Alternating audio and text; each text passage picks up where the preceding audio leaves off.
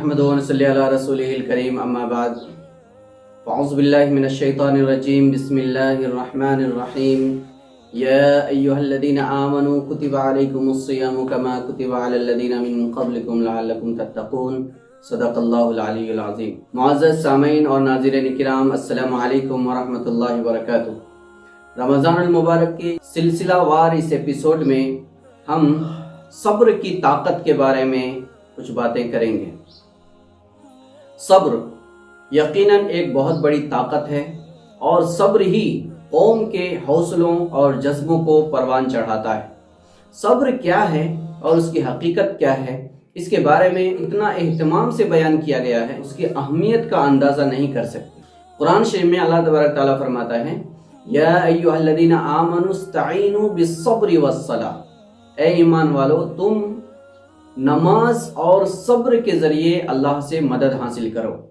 इससे पता चलता है कि जिस तरीके से नमाज इंसान को अल्लाह से करीब करता है और अल्लाह तबारक ताला की तरफ से एक रूहानी क़ुव्वत बंदों को फराहम करता है, इसी तरीके से सब्र भी इंसान को रूहानी ग़िज़ा और मजबूती अता करता है। अगर ये ताकत इंसान के अंदर पैदा हो जाए तो वो पहाड़ से टकरा सकता है, वो दरियाओं के अंदर छलांग लगा सकता है और वो पूरी दुनिया की ताकतों के सामने सर उठा करके बात कर सकता है। जो इंसान सब्र और इस्तिकामत के साथ कायम रहेगा, अल्लाह ताला उसी के साथ रहता है। आम तौर पर हम लोग सब्र का माना ये समझते हैं कि अगर किसी ने आपको 2 थप्पड़ लगा दिया तो आप उसको सह लीजिए, आपका माल कोई छीन के लेके गया तो आप उसको बर्दाश्त कर लीजिए, आपको किसी ने नुकसान पहुंचा दिया तो आप उसके ऊपर रद्द अमल का इजहार मत कीजिए। इसको हम लोग सब्र कहते हैं। ये सब्र नहीं है और सब्र का मफहूम भी ऐसा नहीं है। सब्र बुज़दिली का नाम नहीं है। सब्र कहते हैं ऐसा पुख्ता इरादा, ऐसी मजबूत इस्तिकामत कि इंसान उससे जर्रा बराबर भी ना डगमगाए। हालात चाहे कुछ भी हो, किसी भी हाल में इंसान के अंदर डगमगाहट पैदा ना हो। सब्र की 3 शक्लें हैं। सब्र अलत ताआ, सबसे पहली शक्ल ये है कि इंसान अल्लाह तबारक ताला की गुलामी, अल्लाह तबारक ताला की इबादत और अल्लाह तबारक ताला की इताअत के ऊपर सब्र करे। सर्दी हो, ठंडी हो, गर्मी हो, इंसान का दिल चाहे चाहे ना चाहे, हर हाल में अल्लाह तबारक ताला की इताअत करना है। रोज़ा रखने का मन नहीं कर रहा है तो भी रोज़ा रखे, नमाज पढ़ने की तबीयत नहीं कर रही है तो भी नमाज पढ़े। इबादत इंसान ना चाहते हुए भी करे, इसको सब्र बोलेंगे, सब्र अलत ताआ। दूसरी शक्ल है सब्र अनिल मासियत। सब्र अनिल मासियत का मतलब है कि इंसान गुनाहों का पलिंदा है। इंसान के अंदर गुनाह करने के जज्बात और ख्वाहिशात उभरते रहते हैं, लेकिन इन उभरने वाले ख्वाहिशात को कंट्रोल करना, जब इंसान को गुनाह करने के मौके हों, बहुत सारे रास्ते हैं जहां इंसान गुनाह कर सकता है, ऐसे वक्त में भी इंसान अपने आप के ऊपर कंट्रोल करके रखे, इसको सब्र अनिल मासियत बोलते हैं, गुनाहों से सब्र। और तीसरी शक्ल है सब्र अलल मुसीबत, मुसीबत के ऊपर सब्र। मुसीबत का मतलब है कि हालात नासाजगार हो जाए, इंसान के साथ कोई हादसा पेश आ जाए या कौमी तौर पर कोई ऐसी वबा आ जाए, ऐसे वक्त में भी इंसान ना घबराए, बल्कि इस्तेहकाम के साथ और मजबूती के साथ और इस्तिकामत के साथ अपने नजरिए के ऊपर, अपने मिशन के ऊपर और अपने कामों के ऊपर कायम रहे और जमे हुए रहे, इसको बोलेंगे सब्र अलल मुसीबत। इसी को अल्लाह ताला ने कुरान शरीफ में आगे बयान किया है, वलनब्लुवन्नकुम बिशैइन मिनल खौफि वल जूइ व नक्सिम मिनल अमवालि वल अनफुसि वस्समरात वबश्शिरिस साबिरीन, कि यकीनी तौर पर, यकीनन हम आजमाएंगे तुम लोगों को, यानी ईमान वालों से अल्लाह ताला कह रहा है, हम तुम लोगों को आजमाएंगे खौफ के जरिए से, भूखा रख करके, फक्र के जरिए से, माल के अंदर नुकसान दे करके, जान के अंदर नुकसान पैदा करके, और जो पैदावार है, खेतियां हैं, उन खेतियों के अंदर नुकसान पैदा करके, ये सारी चीजें पैदा करके अल्लाह ताला एक मोमिन को आजमाता है।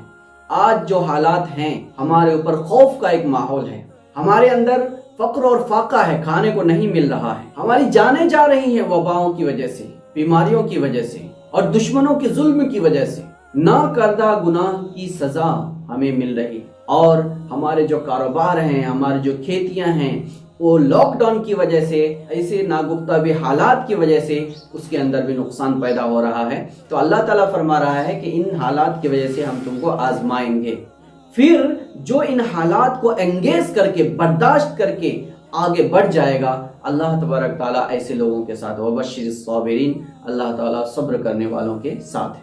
سورہ عصر کے اندر اللہ تبارک تعالیٰ نے فرمایا کہ سارے انسان خسارے کے اندر ہیں، دھوکہ اور نقصان کے اندر ہے، صرف وہ لوگ جنہوں نے ایمان قبول کیا اور وہ نیک اعمال کرتے رہے، اور وتواصوا بالحق وتواصوا بالصبر، وہ حق کے بارے میں، حق بات کے بارے میں، سچائی کے بارے میں، انصاف کے بارے میں، عدالت کے بارے میں ایک دوسرے کو سمجھاتے رہے، اور کسی بھی حالت میں وہ نہیں ڈگمگائے، ظلم کے سامنے میں، ظالم حکمراں کے سامنے بھی وہ حق بات بولتے رہے۔ اور جب حق بات بولنے کے پاداش میں ایمان پر قائم ہو کر کے عمل صالح کرنے کی وجہ سے ان کے ساتھ اگر حالات پیش آئے تو وتواصوا بالصبر، ایک دوسرے کو صبر کی فہمائش کرتے رہے، تسلی دیتے رہے، حوصلہ بڑھاتے رہے اور جمے رہنے کی تلقین کرتے رہے، تو یہ لوگ کامیاب ہیں۔ اور ایک جگہ ارشاد فرمایا یا ایھا الذین آمنوا اصبروا وصابروا ورابطوا واتقوا اللہ لعلکم تفلحون، اے ایمان والو تم صبر کرو، صبر مطلب ہمت سے کام لو، وصابروا، صابرہ مصابرہ کا معنی آتے ہیں تقابل کے اندر حوصلہ دکھانا۔ جب حالات ناگفتہ بے آ جائے تو ان حالات میں ہم کو ڈٹے رہنا ہے، بالکل بھی حوصلہ نہیں ہارنا ہے، ہم کو بھوکا رہنا پڑ سکتا ہے، ہمارے اوپر خوف آ سکتا ہے، ہم کو نقصان ہو سکتا ہے، جان اور مال کا نقصان ہو سکتا ہے، ایسے وقت میں بھی ہم کو ڈٹے رہنا ہے، ہمت نہیں ہارنا ہے۔ ورابطو، اور رابطو کا مطلب ہے سنگین سے سنگین حالات کے مقابلے کے لیے ہر وقت تیار رہنا ہے۔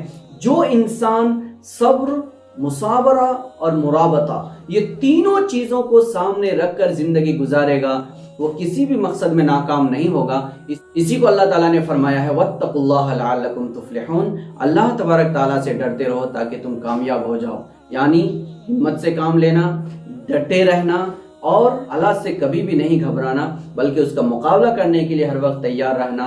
ان تمام چیزوں کے اندر اللہ کا خوف اور اللہ کی رضا مطلوب ہونا، یہ سب چیزیں اگر ہوگی تو اللہ تبارک تعالیٰ ضرور کامیابی عطا فرمائے گا۔ کہ صبر ایک بہت بڑی طاقت ہے، اللہ تعالیٰ کی طرف سے مومن کو دیا گیا ہتھیار ہے، اگر اس ہتھیار کو ہم صحیح طور پر استعمال کریں گے تو امت مسلمہ پھر سے طاقتور ہو جائے گی۔ جس صبر کا حکم ہمیں دیا ہے وہ صبر بہت بڑی عبادت بھی ہے، اس صبر کو ہم عبادت سمجھ کر کے اور قوم کے امپاورمنٹ کا ایک ذریعہ سمجھ کر کے اگر اس کو اختیار کریں گے تو اللہ تعالیٰ ہمیں دنیا اور آخرت کے اندر ضرور کامیابی عطا فرمائے گا، اور ہماری قوم کو پھر سے وہی عزت عطا فرمائے گا جو اللہ تبارک تعالیٰ دیکھنا چاہتا ہے۔ اللہ تبارک تعالیٰ سے دعا کریں اللہ تعالیٰ ہم سب کو کہنے سننے سے زیادہ عمل کی توفیق عطا فرمائے۔ السلام علیکم ورحمۃ اللہ۔